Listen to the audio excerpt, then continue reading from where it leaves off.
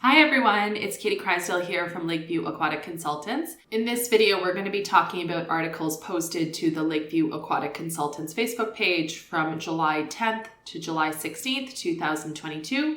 These are all articles that I think are significant for one reason or another about the aquatic industry, what's going on in the aquatic industry, or trends that we're seeing change.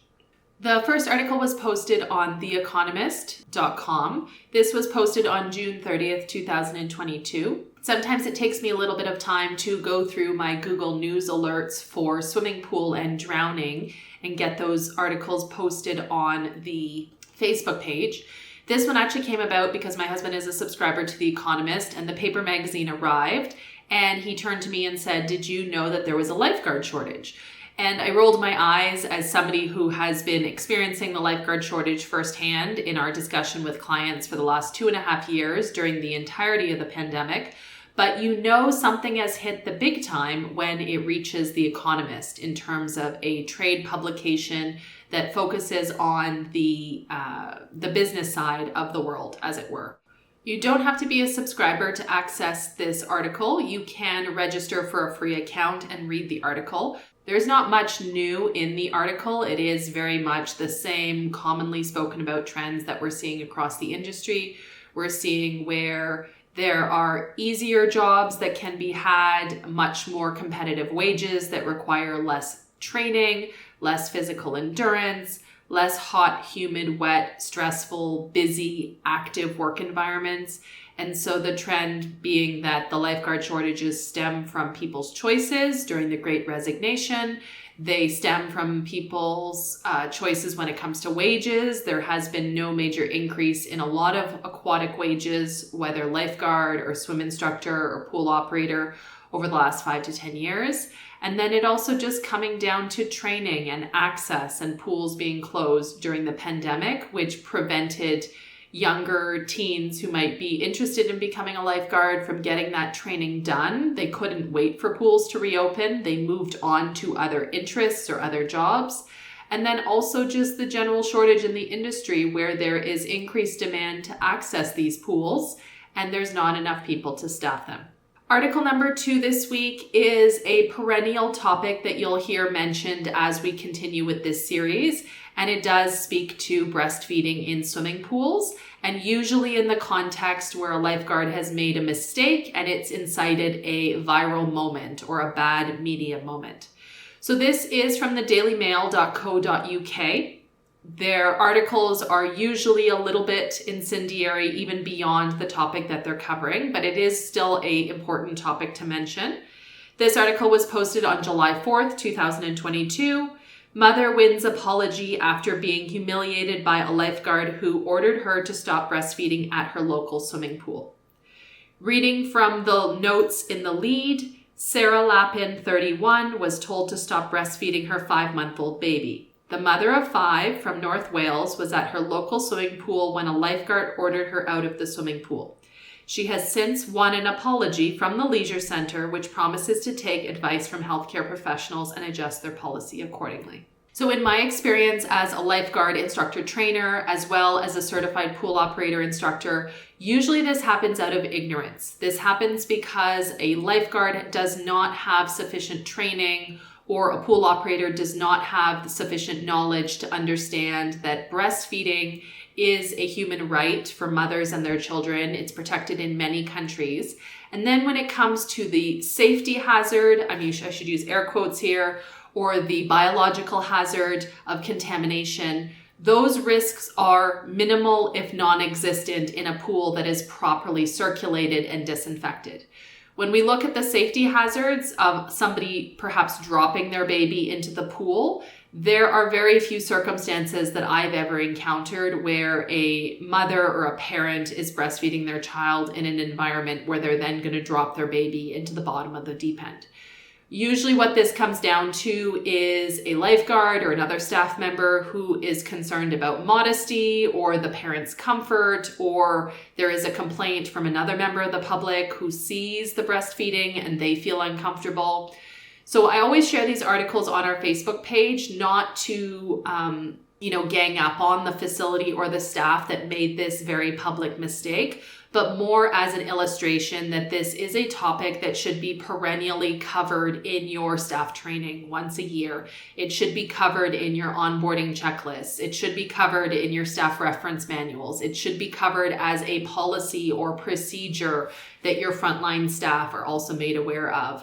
We don't want to let this happen at our facility because it is a basic misunderstanding of what's permitted in society. You would not tell somebody to stop breastfeeding in a restaurant, in a library, in an airplane. And so a public swimming pool that has rules of public space in a community, in a province, in a state is no different. What may be required in a private members club or in a private facility may be different. But the vast majority of pools that we work with in the commercial industry, whether they be municipal, hotels, condo buildings, swim schools, they are going to be subject to the same rules and laws that the rest of your community is in terms of protecting breastfeeding. Next article I want to mention is a really cool one that I wish we would see more communities taking advantage of this initiative. This is from the website themayor.eu. Warsaw in Poland, tons of swimming pool water poured into city cleaning. This article was posted on July 8th of 2022. For the third year in a row, Warsaw is using water from municipal swimming pools for cleaning purposes. By doing this, the Polish capital uses efficiently the water from these facilities instead of letting it go to waste. At the same time, they save tons of good water in the cleaning process, thereby adapting to the effects of climate change, such as extreme drought. So this is not a very detailed article. There's not a lot of background and a lot of information. I would call this a stub of an article, so it's the person even writing the article may not have all of the information available to them. But a couple things to note here. We always need to neutralize the chlorine levels or other chemicals when we take water out of the pool and we repurpose it for anything, whether it is cleaning or I have also seen it used to water plants. So if the city has plant baskets or plant installations on Main Street, I have seen situations where that water has then been reused to water plants and grass. But you always need to be aware of the chemicals in the pool and where they are ultimately going in terms of the water table or running into local water sources like creeks or rivers. And so I guess what I like about this article is that somebody is thinking about the ways in which the water can be used, and most communities or most aquatic facilities that I've worked with, they just dump their water to waste. It would be an extra step to neutralize the chlorine and remove other contaminants from the water. But when we are talking about 200,000 liters or 1 million liters or 2 million liters, are there other ways we could be using that water? And I wish that more communities would consider that for some particular initiatives.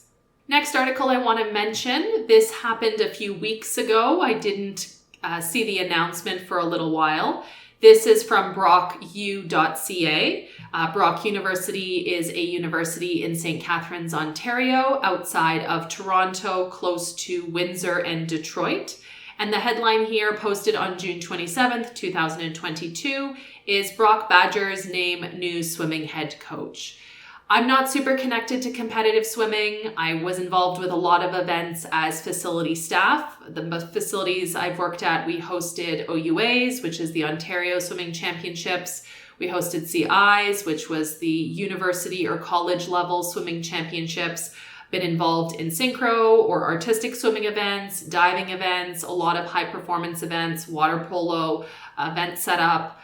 Myself, I was never a competitive swimmer. I did play water polo, and I'm not super connected to coaching and all of that, beyond being interested in the ways that swim training has changed over the years.